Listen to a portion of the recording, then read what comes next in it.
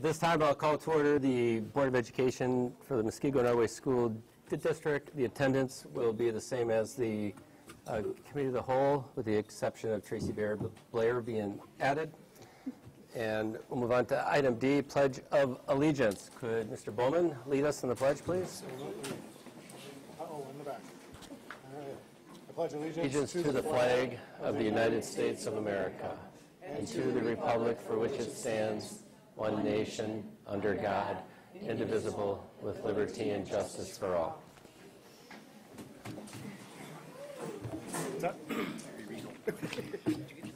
Approval of the agenda. Motion is in order to approve the agenda. So moved. A second. Any discussion on the agenda? Hearing none, all those in favor signify by saying aye. Aye. Opposed? The agenda is approved as presented. Item 2, consent agenda. Motion is in order to approve the consent agenda as presented. A motion. Second. Any discussion? Any items that need to be pulled for individual consideration?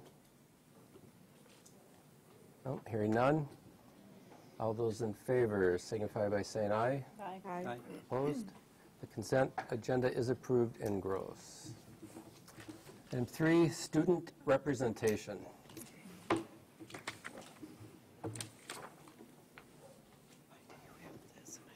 Hello. I'm happy to report to you all today. Over the past 5 months, I've been serving as a United States Senate page in Washington, D.C., but I'm glad to be home. So, Welcome back. Over the past few weeks, students in Muskego High School have been busy inside the classroom as well as out. Last Saturday, FBLA participated in its regional conference.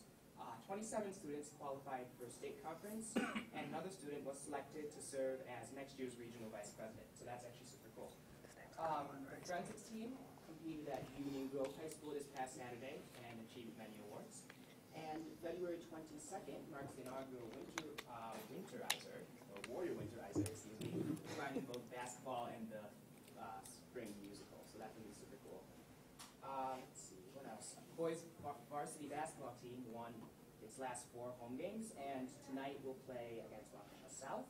And the girls has won their last 3 games and will play against Waukesha South on the road. So they're both in action tonight. That's going to be exciting. And then as for academic-wise, we recently finished our exams, and there's all sorts of opportunities that are coming in the next weeks. For example, the ACT on February 20th, and the blood drive on the 14th. Winter dance is coming up. That's on February 16th, and sign-ups for that have already begun, along with the blood drive. So, oh, and one final thing, the spring musical opens. That'll be on February 21st, and that'll run for the 24th. So, a lot of super cool things are coming up and have already happened. And thank you for letting me present in front of you all today. Hey, Colin, just Questions? one thing. Yeah. We got questions. Oh, yeah. What was your favorite part about Washington, being a page? I would say my favorite part would be being exposed to all sorts of new different people, and it was a really cool experience just going to a different place and live in that new environment, which was very exciting. I've never been outside of Muskego for that long. It was a little scary at first, but it was, with the adjustment, it was actually a super cool experience. So yeah, that was probably my favorite part. There are lots of little things we got to do. Like we had all sorts of access within the Capitol, which was really cool. I know that there are lots of staffers who don't even get that kind of privilege, so it was super cool for us to have. So yeah. Nice. Any other questions? All right, thank you so Good. much. Thank you, Colin. Thank Thank you. Okay, moving on to public forum. So this is where persons attending the school board meeting and wishing to address the board may do so. Is there anyone here wishing to address the school board? Going once? Going twice? None? Okay, we will move on. Item 5, Superintendent's Report. Dr. Thompson. Okay, we have the honor to recognize one of our outstanding coaches. So, Rich Rainey, if you want to keep us up at the front here. Do you have something to show? I do, but this is for track. Okay. Oh, well. Yeah, It's so fine. I just wanted to also, this past weekend we had the Wisconsin Track Coaches Association annual clinic where the Coaches Association give out a award based off like a true team state award. At the state meet, you can win a state championship by just having 1 or 2 athletes. So the Coaches Association kind of recognize, or try to recognize, a team that has more, some of the best representation of all 16 events at the state meet. We were lucky enough this year for the first time to be state runner-up in that. So we had actually the most individuals and relays this past year qualify for the WIAA state meet. And for those of you guys who are somewhat familiar with track, what they do is they give you 24 possible entries, and they score it the same way that they would score at decathlon. So how decathlon is scored, it's 10 events, but how they score it is based off of your performance, you're allocated a certain number of points. So they do the same thing based off of those 24 entries that of the coaches choosing. So this year we scored a total of 838.6 points. We were 8 points out of first, but we were state runner-up, which was pretty cool. So I just got this today. So I thought I would show you guys as well. Well, thank you. So in addition to track, and of course, a huge accomplishment is your work with the cross-country team with girls and boys, but the girls were just amazing this year. Yeah, I'm really embarrassed that I get all the credit. It is a work of a lot of really dedicated coaches, a lot who volunteer their time. Folks like Jerome Michon, who tells me that he'll come 1 day a week and shows up 5. Steve and Amberly Check, Coach Pavlinka. Oh, God, now that I'm on the spot here, I'm forgetting people. Coach Katie Sobiak, who is nice enough to volunteer time, some of our special needs athletes. And probably most importantly is Coach Michaud, who's the boys' head coach. He and I recently have decided in the last few years to partner together. And really the thing that is great for us is we've shown the kids what can really happen when you have a community of people who care, who have the same goals and the same values, and work together as opposed to separate. Sorry. That's good. So, How many cross-country runners did you have on the team for girls, and then? we had about 48 girls, and then we have about another 40 or so boys. Okay. So this is wonderful. So we have the Good honor amount. to announce the recognition at the state level for being the state cross-country girls coach of the year. So that is a huge accomplishment. And Thank you. Very good. So this is from the Muskego Norway School Board. Certificate of Appreciation. The Muskego Norway School Board hereby congratulates Richard Rainey, for being named by the U.S. Track and Field and Cross Country Coaches Association as Coach of the Year for the state of Wisconsin. This prestigious award is based upon team performance throughout the 2018 season, which includes score and placement at state championships, margin of victory, and additional rigorous team performance factors.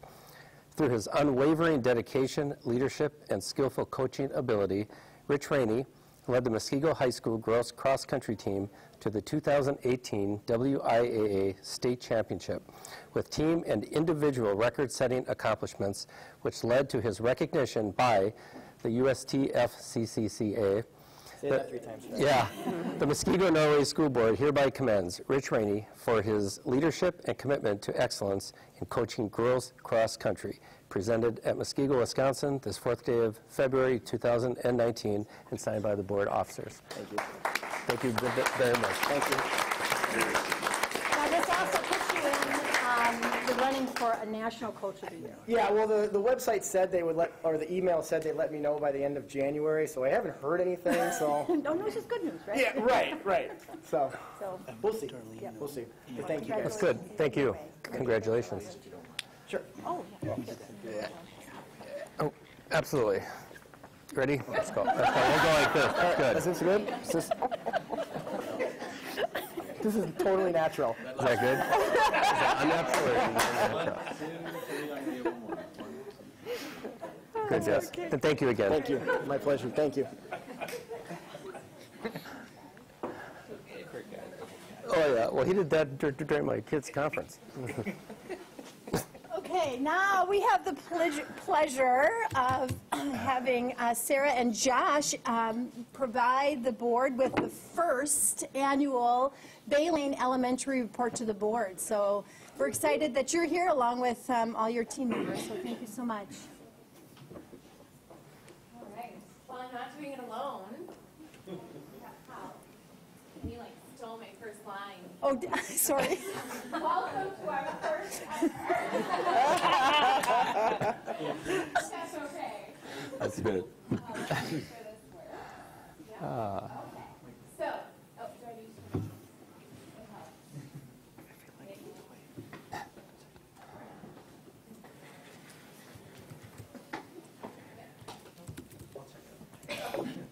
I'll just keep going and talk loud. So yes, we are very excited to host our first ever board meeting as Baylane Elementary. Gave a tour before the board dinner to the board, just expressing how much we really love our kids in our space. We have a lot to thank. We thank the board for their support making this school happen. We thank the district leadership. I'm going to take this one. Do I need to talk into it? Like close? Or? Okay. Not that. Okay. This isn't how we rehearsed, but I'll be fine. We'd like to thank the district leadership, the BLE Buildings and Grounds crew, who made really amazing things happen just over this past weekend, in fact. We'd like to thank Taher for the dinner that they provided tonight, but also just the great, nutritious, and wonderful meals that they prepare for our students who choose to take hot lunch, and just the fact that they serve it to them in such an incredibly kind and great way. We'd like to thank our staff, especially those here tonight, but all staff, our students, and their families. Special thanks goes to Sarah Brum for coming tonight with her 4th grade choir and performing for the board at dinner.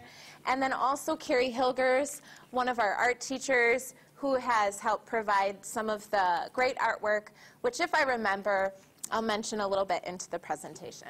So here we go. One of the things that we like to do at a board meeting is share historical data. We're in a unique position because we don't have Baylane data to share with you yet, but we look forward to sharing it next year. Tonight we're going to share how we plan to get to the place where we have really awesome data to share with you. Our fast fact sheets takes some of Country Meadows data and some of Test Corner's data and compiles them together. And so if you're interested in learning more about that, we'd invite you to go into the board presentation docs. If you're a family member or a staff member, we'll have that available in our next Bobcat Blast. So, let me switch my notes. To prepare for the pending merger, the Country Meadows and Test Corner staffs were asked to write a newspaper headline that depicts where they would like to see Baylane Elementary in 5 years. Teachers met in grade level teams to share their hopes and dreams for students in our new school community. Common themes began to emerge as the ideas were presented. These ideas became the building blocks of our school vision. They include strong community, global impact, diverse learners, unprecedented student achievement and growth, and a positive culture. From these themes, our Baylane Elementary vision was born. Baylane Elementary is a place where we believe, learn, empower. And this is my cue to go back to the artwork where we have students representing some of their interpretations of those 3 key words that we emphasize a lot here in the building. So somebody asked me earlier, why are there pictures of kids wearing crowns? And it's like, that's empowerment.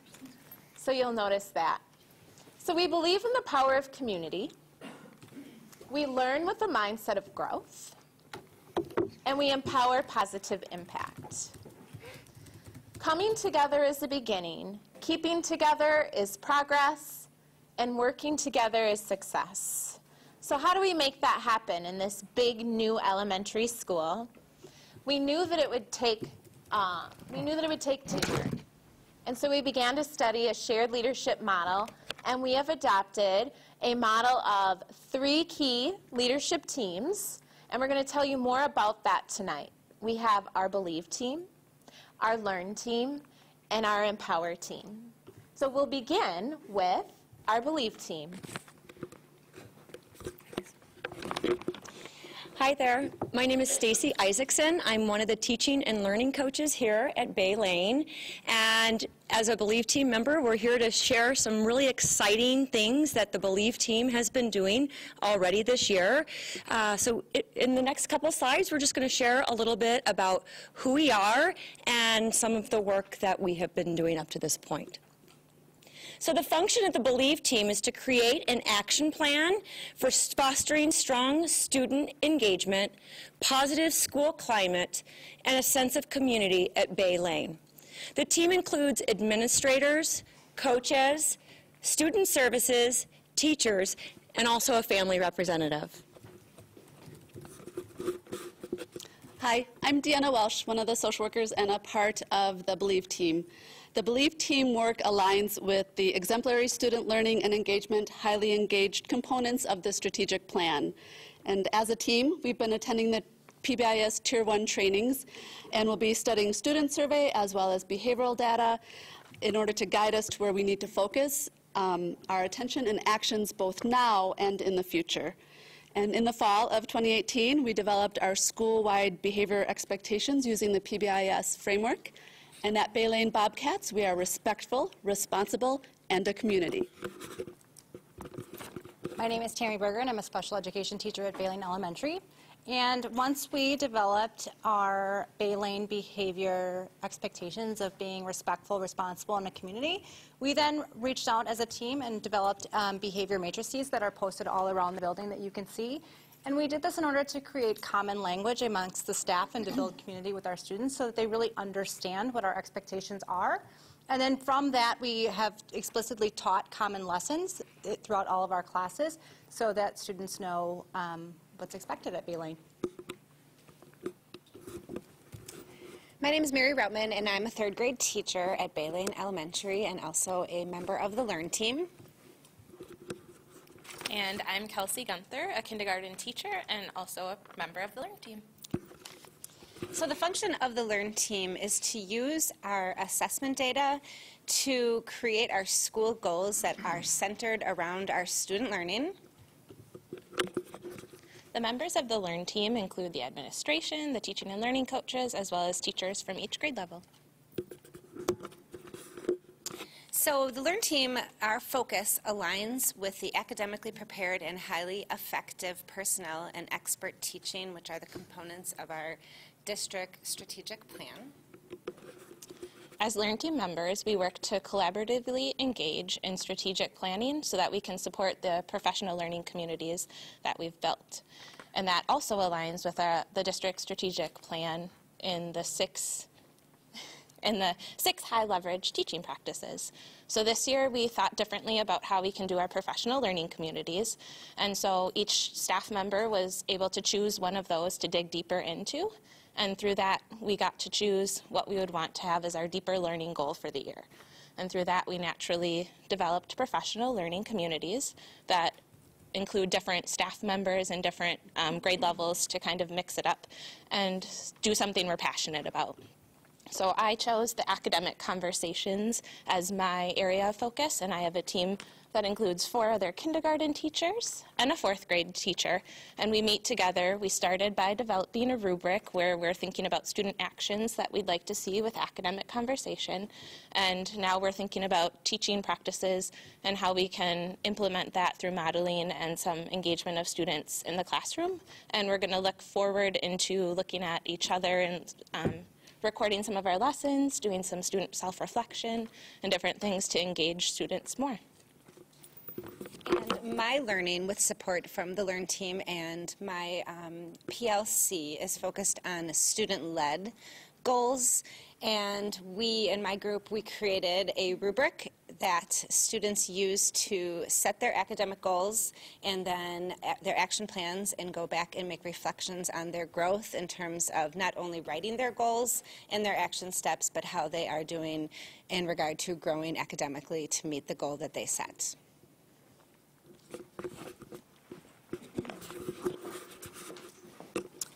I am Kathy John. I'm one of the teaching and learning coaches here at Bay Lane Elementary, and I am part of the Empower team. And I am Charlene Dupler, and I'm a member of the Empower team, and I am also a teaching and learning coach here at Bay Lane Elementary. So we are super excited about what the Empower team is developing for Bay Lane Elementary. This, through the process that Principal Stanley mentioned a bit ago about coming up with these headlines, one of the things that we've really uncovered was the need to build a community, the community of Bay Lane Elementary. And this team, its real function is to build strong family partnerships, student leadership, and student advocacy to begin to build the Bay Lane Elementary community. The Empower team includes administration, it includes coaches, and it includes teachers. And we're pretty excited because this spring, one of our goals will be to begin the process of bringing student and family representatives into our group. So as the other teams have mentioned, our work does align with the district strategic plan, particularly in the areas of exemplary student learning and engagement, and the college, career, and community connection, which is underneath that umbrella of exemplary student learning and engagement, is where it fits well. It also fits with the sound stewardship and community support component of the district strategic plan. We are going to begin our work by studying our family survey data to guide the actions that the Empower team will be taking. So, as I mentioned, one of the resources that we have started to look at is the family survey, parent engagement survey, and we have looked it over to discover what some areas of growth are for us here at Bay Lane Elementary. At our next meeting, which will take place at the end of February, we will be inviting some parent and family members to join our team so that we can further find out what their needs are as a community and then take action as an Empower team toward those goals. Another resource that we're using is the levels of child participation. One of the big goals of the Empower team is to really involve students, and one of our goals is just to move past the stage of having students be participants in committees, but we really are hoping for child and student initiated opportunities for the students to empower them and build them so they feel like they're a part of this Bay Lane Elementary community. So that's the work of the Empower team. Good evening, I'm Joshua Griffey, the Associate Principal. If you recall from the beginning of the presentation, Sarah said that those tasked with designing and building Bay Lane Elementary had to come up with the 5-year news headlines. What would they want to see in the papers 5 years down the road once Bay Lane Elementary has been open? I can't wait to read those headlines, but that's not for another 5 years. And I'm really excited to see what kind of work the Believe, Learn, and Empower teams can lead at BLE. Tonight, I'd like to share with you some of our headlines from since when school opened. We've been open for 99 days. Tomorrow, we have kindergartners celebrating the 100th day of school. So our first celebration, Bobcats will continue to roar at Bay Lane. Students, staff, and families voted to keep the Bobcat as their school mascot. They've renamed the familiar Bobcat to Blaze the Bobcat. Blaze is a favorite among students and is often seen at school and at PTO events. Blaze played a large role at the Bay Lane Elementary Spirit Week and during the walkathon, leading the way, welcoming students to school each morning, and sporting appropriate spirit wear attire.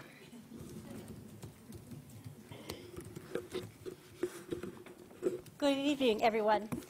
My name is Ann Slavich. I'm another teaching and learning coach here at Bay Lane Elementary, and I have the second headline for the evening. You've met some of these students already.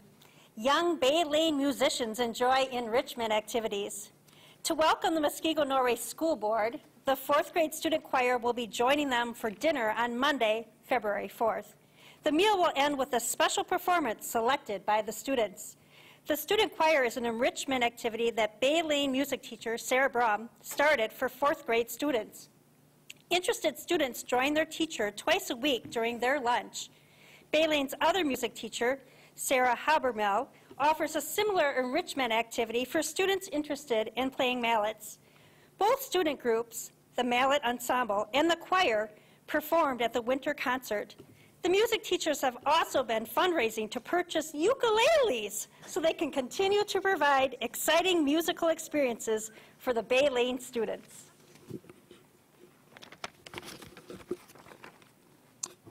Bay Lane community honors local veterans. Bay Lane staff and students welcomed local veterans during a special welcome and assembly. Kindergarten and first graders proudly waved flags and serenaded the guests with your grand old flag. As they entered the red, white, and blue bedazzled hallways, second, third, and fourth grade students participated in an assembly where veterans were thanked during a student-led presentation. Displays of the student patriotic pen and poster contest entries decorated the gymnasium alongside carts of donations for the local Fisher House. Following the program, each classroom was able to visit with a veteran, many of them family members of the Bay Lane community. In our last news headline, Bay Lane Elementary thanks the Muskego Norway community for their support. The Bay Lane students, staff, and families are grateful for their school resources and believe that the renovated facility supports the district's mission of every student learning, growing, and succeeding. Staff and students frequently take advantage of the inviting and accessible library. The new playground equipment allows all students the opportunity to move, play, and have adventures. The safety measures that are in place helped Bay Lane achieve a rating of 4.41 out of 5 on the Parent Satisfaction Survey. On the statement that reads, "The school provides a safe environment for my child to learn," one Bay Lane parent shared, and I quote, "The facilities are nice with all the renovations that have occurred. I appreciate that my child is in a personalized learning classroom that provides her the opportunity to learn in a way that works for her." I want to thank the school board and the audience for your attention and attendance this evening, and I will conclude and open up the floor for any questions. Any comments or questions from the board? I'm just curious, because I know that, well, it said 860 students, correct, or something like that. It's a lot. What would be the one thing that you guys think, oh, this was great, and it was the best thing that ever happened to you with the merge, and what would be that one thing that you'd be like, maybe want to change a little bit?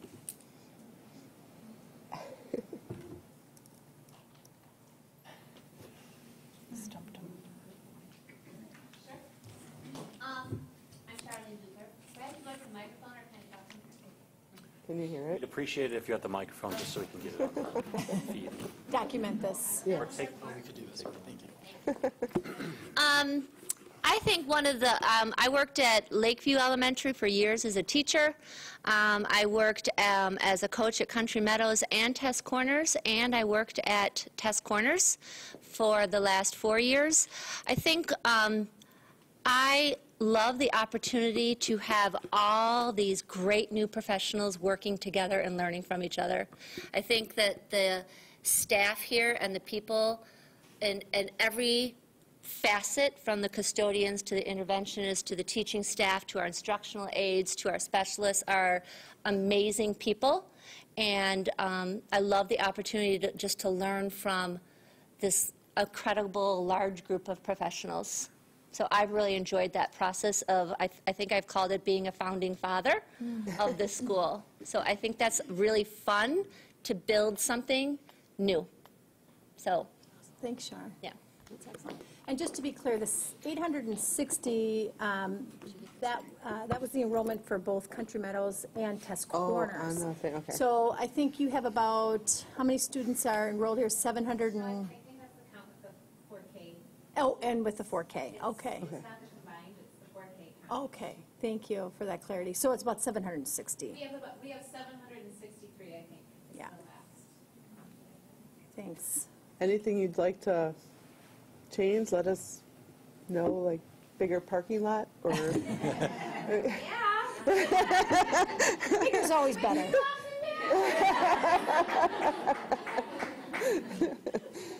You know, Tracy, I think it's a great question, but one thing I will say, I feel so lucky as the principal. Here, let me get this thing.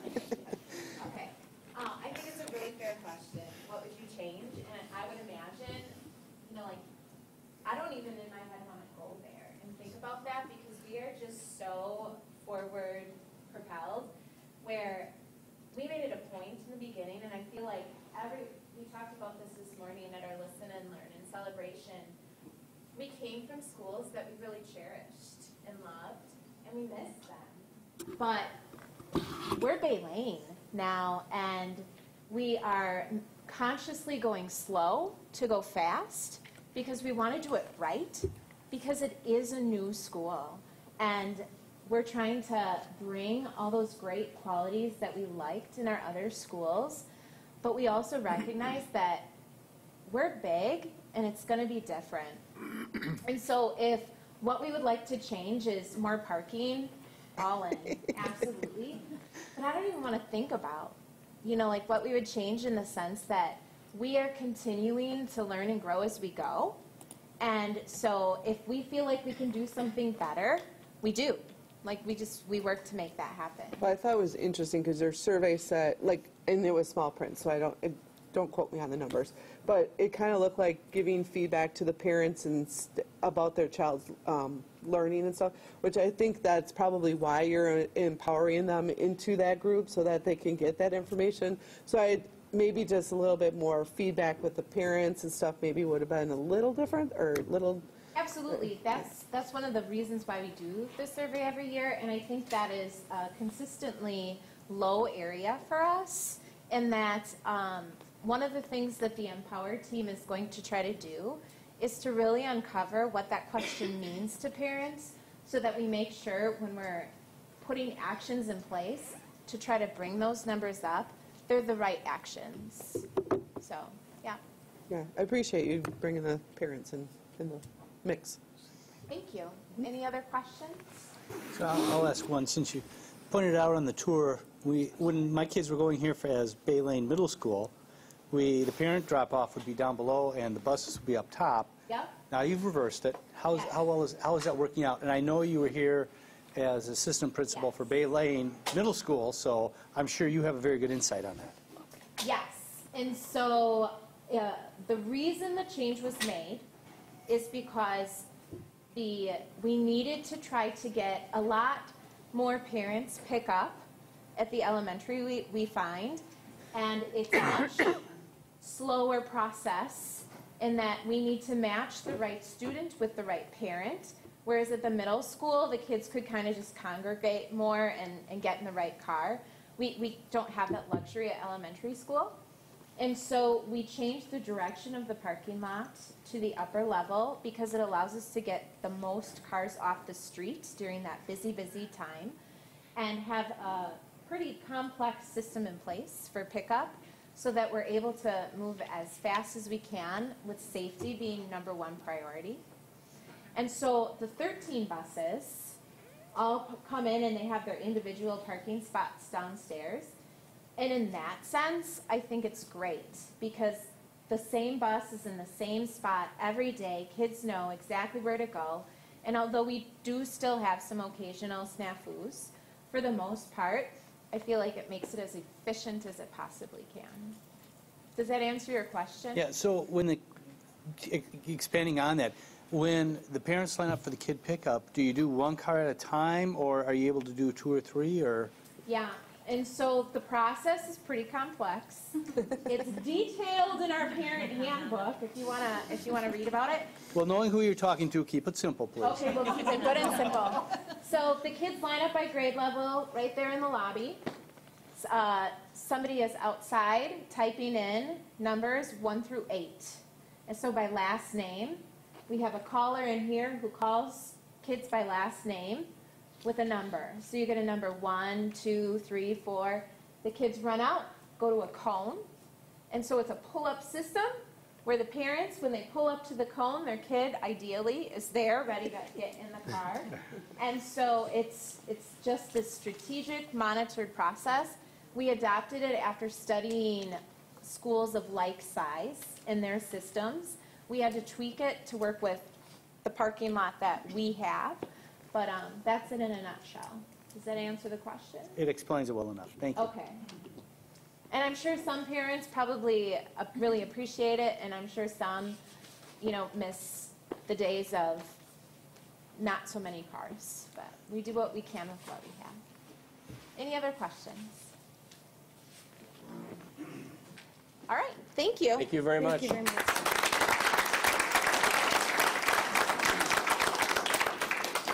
The last item in the superintendent's report is our contributions to the profession, and those are listed there, and that concludes the superintendent's report. Thank you, Dr. Thompson. Moving on to item 6, other reports, President's report. So I will read this for Rick. Okay, to date, we have 4 board members who completed the board self-evaluation survey. You can do the math, right? He's looking for 3 more. Okay. The link is below. As a reminder, the survey aligns to DAPES, which is the Superintendent Performance Evaluation System. So he's looking to get every board member to get their survey completed. So Boys. moving on, let's see, board member reports. Any board member reports? I have one. This is Blair. I do. All right. Well, thank you. I appreciate that. Okay. No, that's good. Thanks. Okay, on January 23rd, I attended the 98th Wisconsin State Education Convention held at the Wisconsin Center in Milwaukee. After I registered, I attended my first meeting, which was the convention delegate orientation. This session went over the ins and outs of the day, and I was able to learn everything I need to know to navigate throughout the convention.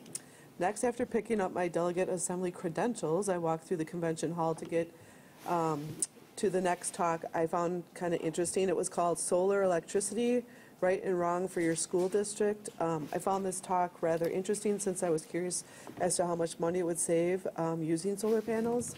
A lot of talks centered around living in Wisconsin and the problem with our increased darkness. But the speaker, Dan Steinhardt, noted that that is not an issue in Wisconsin, and he also added that the cost of the solar panels have gone down by 75%. He also mentioned the solar panels that were installed at Lakeshore Technical College have saved the college thousands of dollars.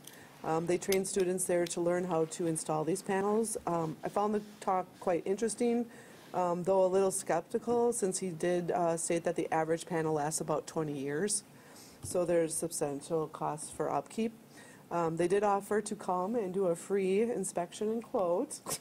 I did not sign up for that, but I did get his information, Jeremiah, if you would like to have him come, or any other board member, for the information about the solar panels, which it was interesting to learn about it. The next session I went to was the first general session. Many awards were presented during this session. Those awards were given out by the new state superintendent, Carolyn Stanford Taylor, and also Herb Cole was present. Some of the recipients that were not present was due to weather, because the weather was really bad that day. They also presented the winner of the artwork that was displayed in the convention. And I looked at all the pieces that were there, and I didn't see any from Muskego, so I thought maybe next year we could enter some into that, or I don't know how to do it, but I just thought we should be there and have some representation. Then at the end of the session, Steve Pemberton spoke his story about his trials and tribulations that he had to go through the foster system and how successful he is today. He was very inspirational, and he wrote a book about his life, and they are going to be turning it into a movie sometime soon. During lunch, I strolled through the convention hall, focusing on the booths that I thought would be of interest to our district. I met with Lamers Bus Line, Bray Architects, Kapur and Associates to get some information on internships, Infinite Campus, which was fun to give them some feedback of how I like the app and not. Project Lead the Way, and then Tahir, which of course provided me with a nice taco for lunch, which is great. And then the last one was Z-Space. I don't know, Tony, if you know anything about Z-Space, but it combines augmented reality and virtual reality in the classroom. It's pretty cool. So it's a technological. Is it doing like VR? No, headsets? it's all computer based. So it'd be like, they'd show this like human anatomy course that they did where they were dissecting out bodies, and it was pretty dead on. It was really good. So, so I got some information on them from that, so maybe I can share that with you. Yeah.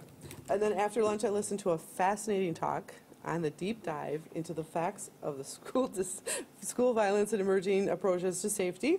I was so proud of our district to present such a relevant issue in such a professional way. Kudos to Jeff Peterson, Jeremiah Johnson, John McEwing, Sarah Stanley, and Todd Irvine. I think the district should be aware that our district is in the cutting edge of being one of the leaders in the world of safety for our kids. So nice job, guys. Finally, I attended the WASB Delegate Assembly, which was quite interesting. They were already in the process of approving some of the bylaws, and one bylaw went back and forth for about an hour. Oh, you only were there for half of it. I don't know, but they changed it, didn't change it, changed it back, and then in the end, it was the original. It's like, it was one nuts. small change. Yeah, Very small change. one small change. So anyways, it was a neat experience, and I appreciate it. It was very interesting to see how the process is done, and I was happy to be part of it. So thank you to the district for allowing me to attend such an informative event. So thank you. I'm going to note your interest in this spot. Oh, are you? It was fun. Thank you. As long as it's on a Wednesday. I perpetuity? don't teach on Wednesdays, so Wednesdays are good. Thank you for attending. Oh, yes, yeah. And as our delegate, especially during that weather, I was Yeah, it downtown. was That was bad. not easy to get to, and to everyone else who showed up, thank you. Yeah. So, any other board member reports? Well, that's a tough one to follow, but I'll be real brief here. Go right ahead. Last week I was at the National School Board of Associations day at the Capitol, where we went and talked to our representatives and senators. And last couple of years, one of our big pushes was the reauthorization of Carl Perkins' Technical Education Act, and they did reauthorize it last year, so that was kind of a feather in the cap. This year, the big push was IDEA, Individuals with Disabilities in Education Act, and trying to get more funding for that, up to the 40% they promised many, many years ago. But just as important, working with the states and with our communities such as ourselves to try and streamline a lot of the process. Talking with some of the special ed teachers, seems to be a lot of redundancy in the way we handle stuff. We have to fill out 2 reports essentially for the same thing sometimes. So we offered, to be more than happy to help work with our representatives to try and do that, and I'm sure everybody else who was there did the same with theirs. So. That was the big push at the Capitol this year, so hopefully something will come of it like Carl Perkins did. And that'll end that part of the report. Thank you very much. Any other board member reports? I'll end with, I guess, just a note, congratulations to Brett Hyde, who has now ascended to the presidency of the Wisconsin Association of School Boards. Thank you. So congratulations, Brett. Thank you.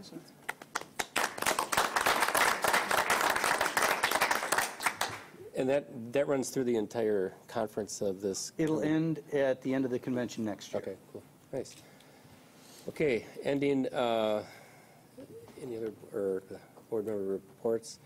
Moving on to, we have no committee reports, so moving on to item 7, resolution action items. Gifts, grants, and requests. Motion to accept with thanks the gifts as noted below. At Muskego High School, for the Muskego High School Choir, from St. Clair's Christian Women, $75, from the Muskego's Lions Club, $200, in the memory of Marilyn Kastelik through the Kastelik family, $1,050, for the Muskego High School Ski Program, from Tri-Town Heating and Air Conditioning, $250, from Industrial Air Power, $250, and from Callan Construction, $250. For boys and girls tennis, from the aggregate donations in memory of Marilyn Castelik, and I hope that I'm pronouncing that right, through the Castelik family, $1,050.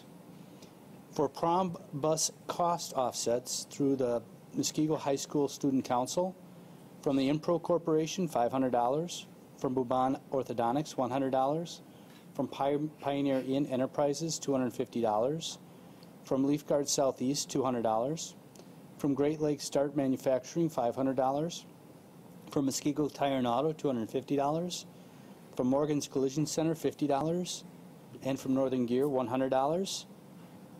For the Muskego High School Baseball Boosters, for assistant coach stipend, $1,000. For the Muskego High School Robotics, from Toshiba America Energy Systems Corporation, $1,000. For the Muskego High School bands, from an anonymous donor, $5,000. For the Muskego High School Athletics, from the J.S. Carts LLC Club Cart, $6,500. For the Lake Danoon Middle School, trumpet with case from Mr. Peter Stevlinson, unknown amount, but the trumpet is there. Stevenson, thank you. And for district-wide from the Lake Point Church, miscellaneous items through an attached memorandum totaling $784. We need a second on that. We need a motion first. I'll second. Who made the motion, Terry? Yep. And Tracy? Any discussion? Thank you. Thank you. All those in favor of accepting the donations as presented signify by saying aye. Aye. Aye. Donations are accepted unanimously. Thank you. And you picked a good time to be chairman. Yeah, this is actually nice. All that. It's like, this Way is to really turf good. it. It's pretty easy. Thank you, Rick. Moving on to item 8, the discussion items. A 2019-2020 budget. So I just have one item. So our budget process, as you know, we usually wait until August to approve the budget. However, given that I will likely be out on maternity leave at that time, we are going to bring back a revised budget calendar and likely try to move everything up so we can have the budget approved by the beginning of July. We likely won't have an update then, so usually we try to get as updated as possible for the annual meeting, but we likely won't have that. But I will be back for the annual meeting to be able to present the actual budget, assuming we have a budget from the governor. So we'll be bringing back a revised budget calendar, but just to let you know, everything will be pushed up a little bit more this year so we can have it done in advance. So if we don't have a budget, are we just going by what the last 2 years are, or the last biennial budget would actually?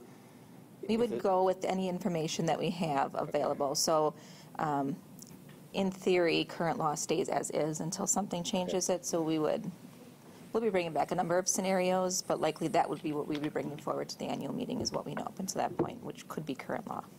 That's what they said it was going to be. But hopefully we should have something Okay, thank by you. summer. Anything else on budget? Not moving on. Item B, Lakeview Air Conditioning Project.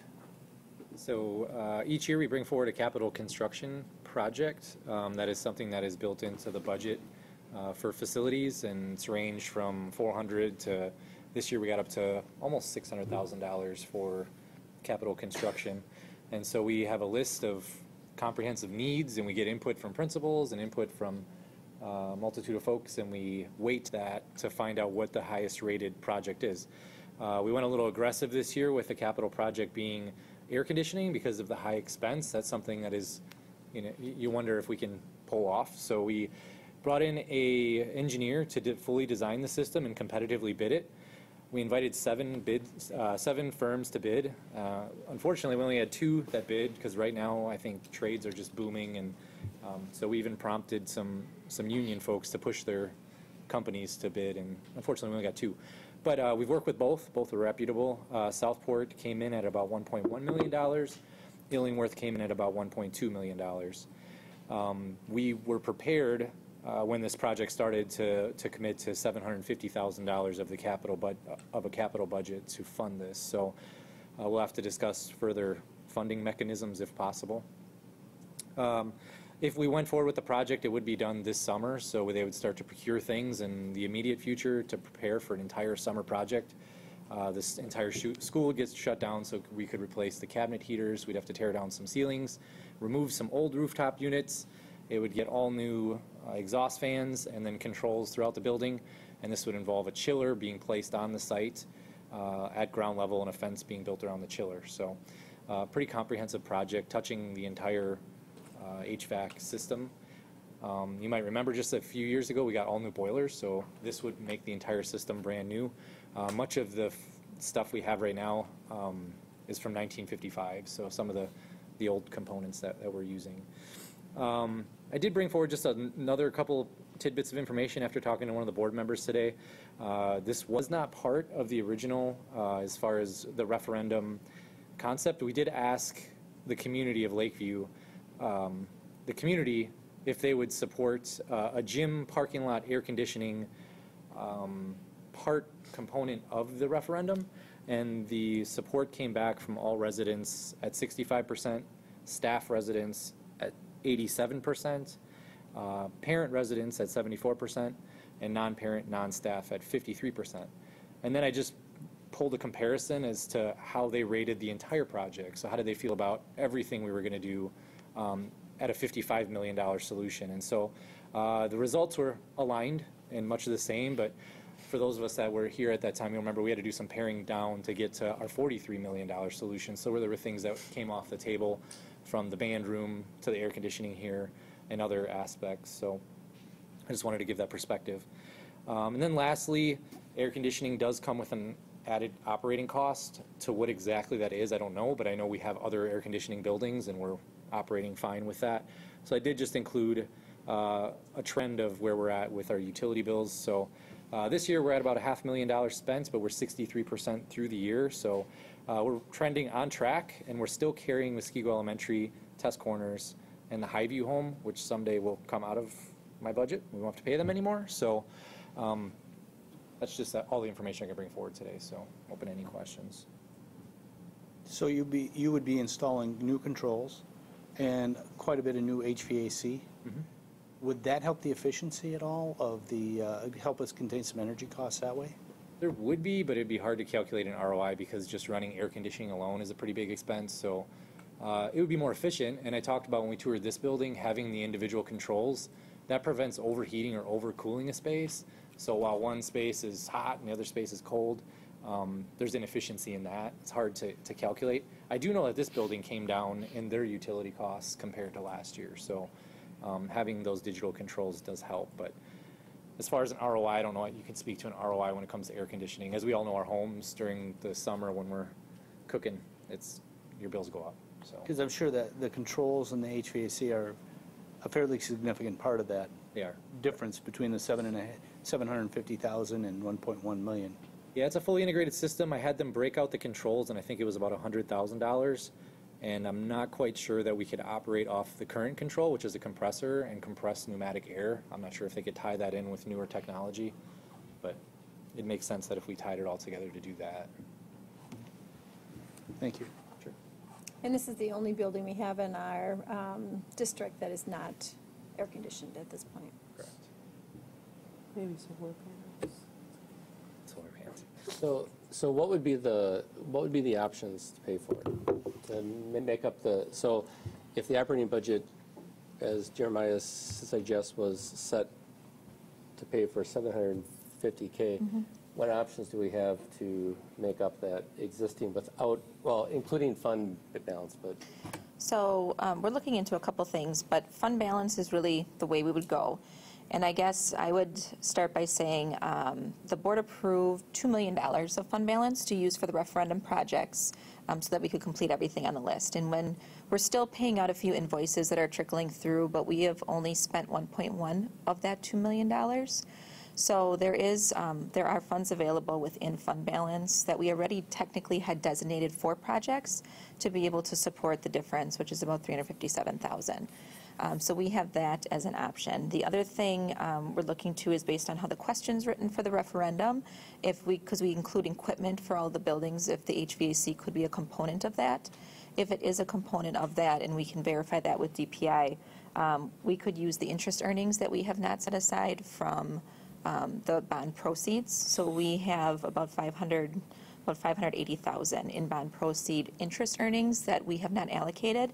And we do know that we can only use those interest earnings either for additional projects that fit the referendum question or debt pay down. So those would be the options as of right now. Is the other option just for transparency to return it? Can you return it? The interest earnings, we would have to use it to pay down the debt on the proceeds. Okay, so you could defease the debt, and then, okay. Correct. So that would Yep. be it. And then that would so if you paid down the debt, then that would ultimately, you would hope bring down the levy amount too, right? Or? Over the course of the next 20 years, yes. So are there any those other funds we have, like, is it 40? So Fund 46, which is where we're putting capital monies aside right now, is not available until 2020 because we had to wait the 5 years once we started investing in that fund. Fund 41 is part of our general operation budget, so that includes the 750 that's already going to be allocated. So do you know by chance how much we have in that capital fund? Fund 46, we have, I want to say 100, at the end of this year, I believe we'll have 170,000 because we're now putting money in to support the turf. And is that a retro where you can only, it's like a rolling, so so you can only use the funds that are No, it 5 was, years, once you or- establish the fund, you had to wait 5 years, and then as soon as that 5 years hit, you can use it every year. Okay. No matter what you put in or take out. So there are other options too, right? I mean, you could defer this and just to a time when we could use that fund? Well, part of the funds that are in Fund 46 we're allocating for the turf replacement 8 years or 10 years from now. So we would have to take out those funds. So it would just be the initial, which would be about a portion of what we would need to complete the project. Julie, what was the actual question on the referendum? Do you know? That's a great question. I do. I can read it to you. Give me 1 second to pull it up.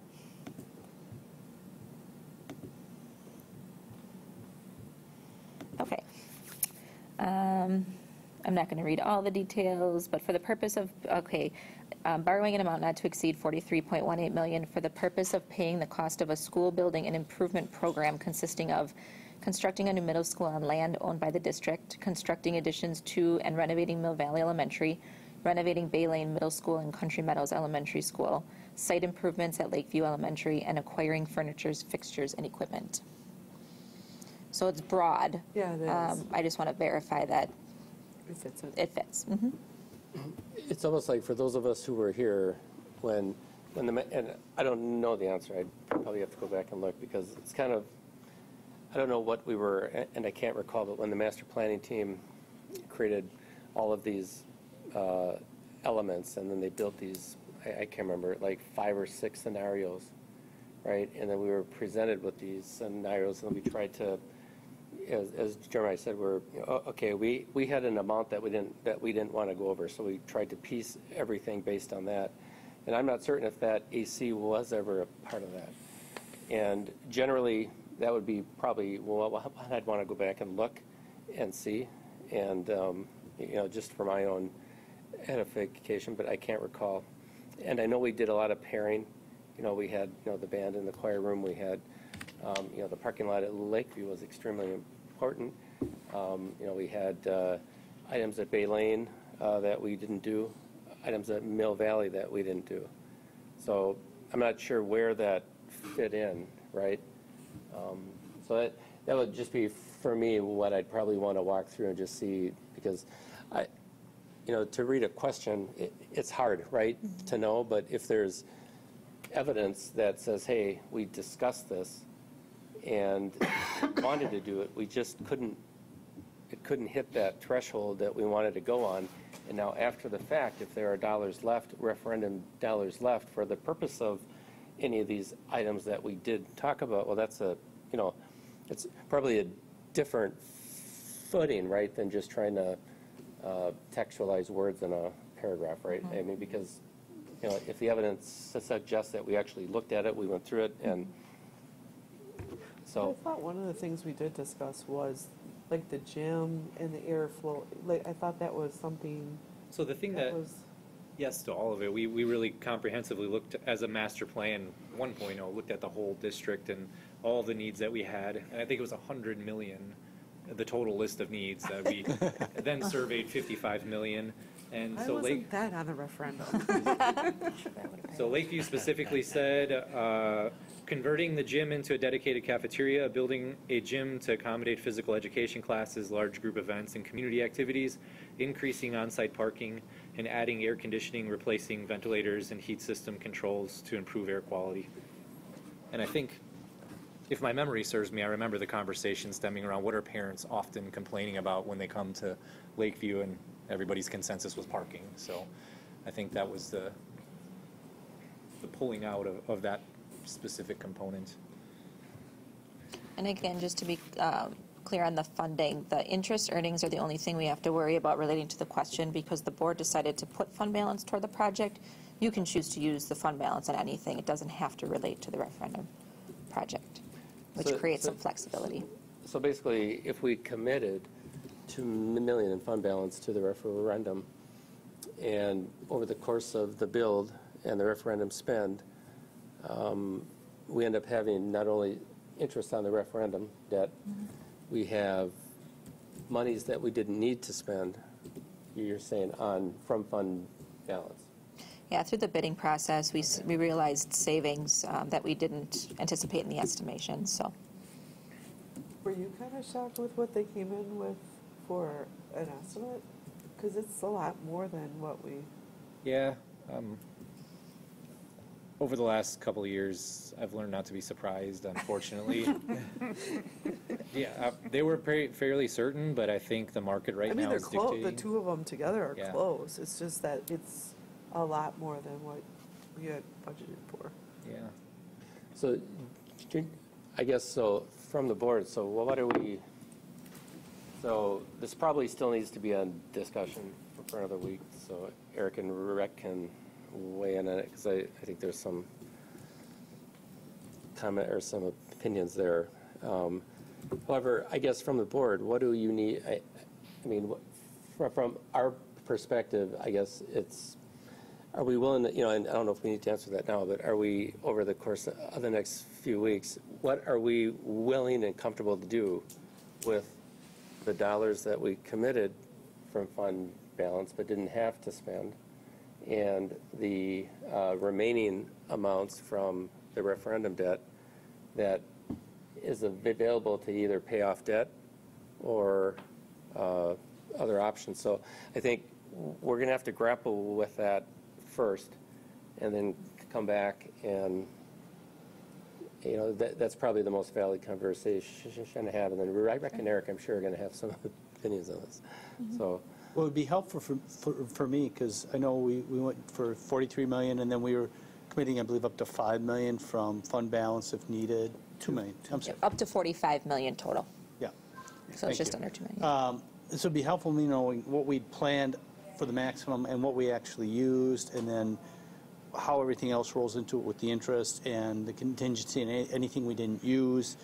And just if you can give us a brief summary on that, so we kind of get, at least I can get a little better grasp around how our finances are about that, seeing if we do want to use, I think, and it would help the board too, if we do want to use a little bit more fund balance, or if there's some other funding mechanism we can use for that. So if you could do that, would that be possible? Yeah, but we have, as we kind of talked about, there's about 900,000 that we haven't spent out of those funds. So that is what's available. Yeah, but where's that 900 coming from? Fund balance. Because it's 2 million and we used 1.1 already. Yeah, we had 2 million total. And you said there was some interest that we... Yeah, so the interest earnings, if you kind of look at the fund balance as one component, and then when we looked at interest earnings as a board, it was decided that we would not allocate those dollars immediately or not require those dollars to be used as part of the project. So it was essentially additional funds that could support. And so as a board, that decision has not been made as to how those funds are to be used. But we have since learned that we can only use those either on the projects that were related to the question or to pay down the debt proceeds. So those are the only two options to use that. Part you're talking the about interest there. part. Yep. We're Yep. So talking two separate fundings. buckets. So the 2 million is fund balance. That's one separate component. Right. The board can choose to use however you want. It was allocated for referendum, but you can choose to We use only that, used however. 1.1 out of that Correct. 2 million. At Okay. this point, and maybe a little bit more. We still have some things trickling in. We haven't finalized and paid our last CG Schmidt bill, but we have an idea of what that looks like. And then the debt is a separate, or the interest earnings are kind of a separate piece, and we have to look at that a little bit differently. And So that's that can 500. only be used, for the referendum. And how much of that do we? We have about 580. We're still reconciling out the final, because we still had some invested into the summer, so it'll probably be a little bit more than 580,000 when all is said and done. So who is your resource person for the question, and is it legit? Yeah, so Who do two you people. So ask? one, Lisa Voisin, so she was our representative Yeah. as we went through the bond process. Okay. And then also, there's a DPI representative, because we do have to send the question up to them, and so they would be another resource for us. So I have the question into both of them. Perfect. So we'll be bringing back that information. Any other information? Any board member How needs? many school days did we need cooling? I'd say particularly September, we call this shoulder months, September, and then April, May are particularly hot. And I would just say, just as a neutral advocate, there's some south-facing rooms that are right off the asphalt that they could probably get up to 100 degrees. And it was no different at Muskego Elementary or Test Corners in the upper levels. So it gets pretty warm, and they try to do different things to be creative, to put things over the windows and stuff. So it does get pretty hot. And we did have 2 AC units on top of the library. One of them completely failed. They actually came from the high school. When we renovated there, we put them onto Lakeview, and it just doesn't make sense to replace it right now with doing a full school conversion. So say 60 days. Well, I know from speaking with my wife when she subbed, especially at Test Corners and Muskego L, I would say the first 2 weeks and the last 2 weeks of school are, I would call it oppressively hot, where they're doing everything they can. They've got ice buckets, they've got fans going over the ice to give it kind of a swamp cooler effect, and anything they can do. The other weeks around that get better, but they're still a bit hot, and I'm sure their air conditioning would be on during those couple, 2-3 weeks either side of that. So.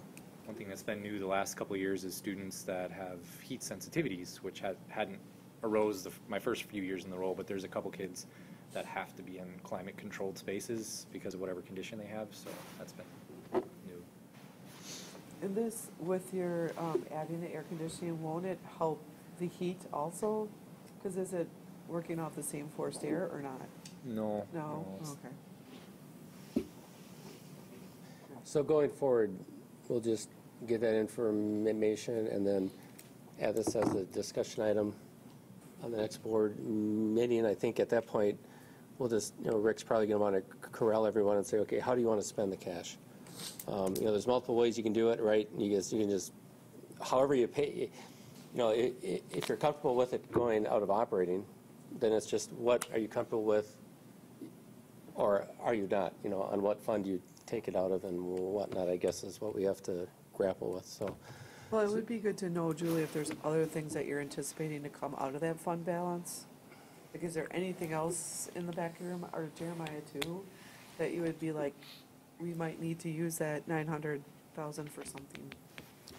Well, it's our master Anything. planning. Yeah. So that's the discussion. We'll have a follow-up conversation around master planning 2.0 on Monday, so you'll Okay. get more of a sense. But this has always been that top tier item for us. It is the number one thing, and has received some support from our community in the past. So it's not new. And there's an equity issue here in comparison to other schools. So it certainly is a high priority for the system. But all the things that are on the list in Master Planning 2.0 Would be are in the that. other things. Okay. And so what do you put above Lakeview air conditioning is really the question. so we'll get that information out, and then we'll have another discussion at the next board meeting, and then I think the earliest time any action will be taken is either unanimous consent to move for action at the next board meeting or the meeting after that. So, Sounds good. Okay, moving on. Done with discussion items. Item 9, information follow-up. Any information follow-up from anyone outside of what's already been discussed and directed? None? The motion to adjourn is in order. Motion. Second. All those in favor? Aye. Aye, opposed? We are adjourned. Kelly?